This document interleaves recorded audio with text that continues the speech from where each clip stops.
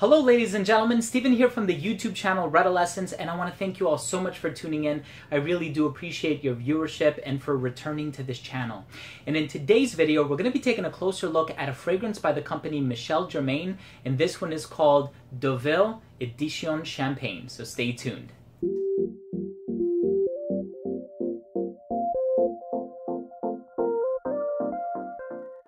So this fragrance was released in 2015, and the company has worked in collaboration with perfumers Clement Gavary and Sophia Grossman to create their fragrances. This is a company based out of France, and before I begin the review, I do want to disclose that this fragrance was sent to me for my consideration by the company. This is not a paid sponsorship, and I just want to thank Michel Germain very much for their generosity and for giving me the opportunity to remain candid on my channel. I also want to thank the folks over at Michel Germain for giving my subscribers their own coupon code. If you do decide to purchase anything from their official website, if you do input the code Redolessence101 upon checkout, you will receive a free 5-piece DOP kit that includes men's toiletries, and it is a $136 value that is yours for absolutely free. So thank you so much. I really do appreciate that. That's a very kind gesture. Now this fragrance obviously goes by the name Deauville Champagne Edition or Edition Champagne, and what really initially caught my interest about this scent is that it does utilize a boozy accord. And whenever that's been tailored in a scent before, I always want to make sure that I give it the proverbial whiff and I try it for myself. So we have something like Straight to Heaven by Kilian that features a rum note. We have Création E by Roger de Parfum, which features a cognac note or a whiskey note, and then we have fragrances like Givenchy's Pie that have an amaretto vibe. So in trying this one, I really wanted to see how true to form is this champagne accord. Is there something else about this that's going to be incredibly likable? And I was just overall curious about the scent in general. Now this is a fougere fragrance. Fougere comes from the French word meaning fern. So a fern scent is something that is traditionally green, but fougères also typically consist of notes like bergamot or other citrus, geranium, and lavender. And in here you do get the citrus in the form of mandarin orange, geranium, and lavender, which kind of gives it like this gentlemanly vibe. And then in the base, the green note that you're going to get from this one is vetiver. I'm excited to tell you more about the smell. Let's start things off with the presentation. So the box for this fragrance is pretty cool. It has a separate attachment here on the front, very similar to something that you might find on a bottle of champagne. So that sort of goes along with the theme there. The bottle for this one looks really nice too. It does have a weirdly shaped cap that does click into place. It is a unique bottle design, just has the name of the fragrance here in the front. And then on the very bottom, you have a sticker with your information if you're looking to validate your purchase. And the distribution on the atomizer is really good. Let's go ahead and continue with the smell.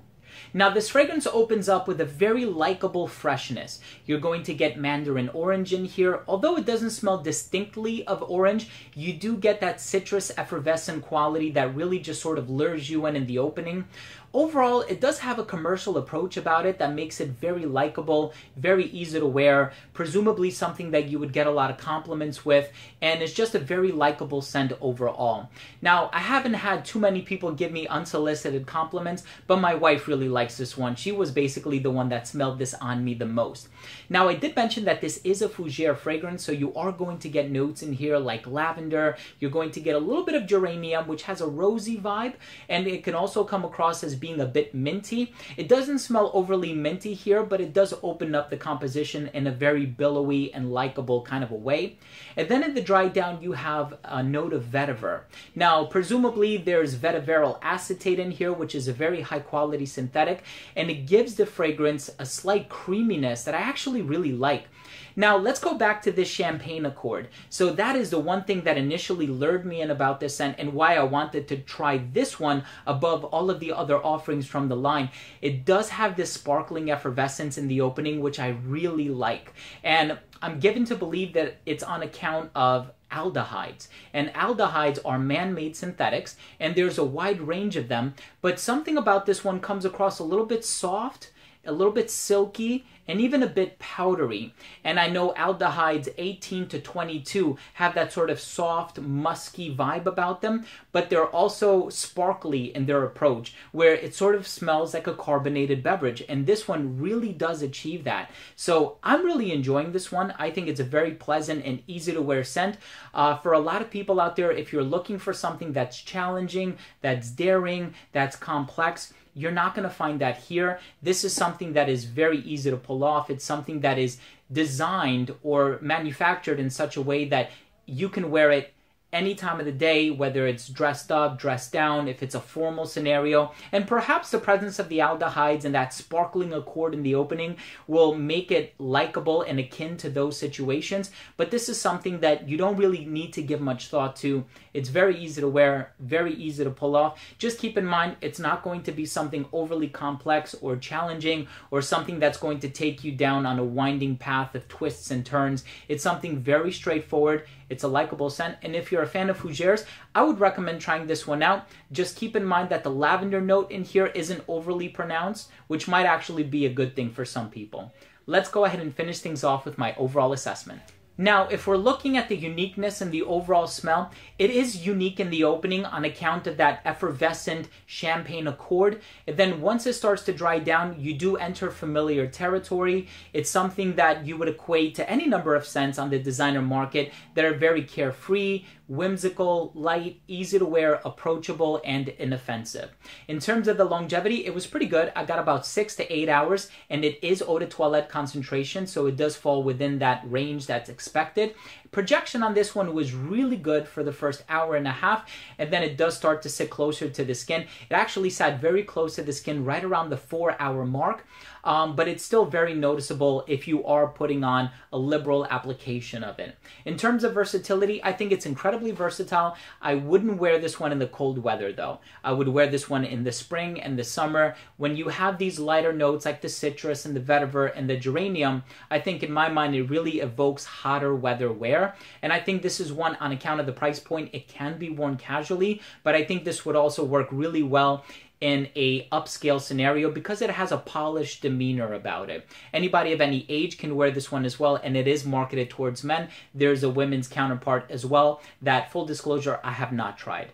And then last up, the presentation. I do think the presentation is pretty cool. I like the name. I like the concept behind it. The atomizer works really well.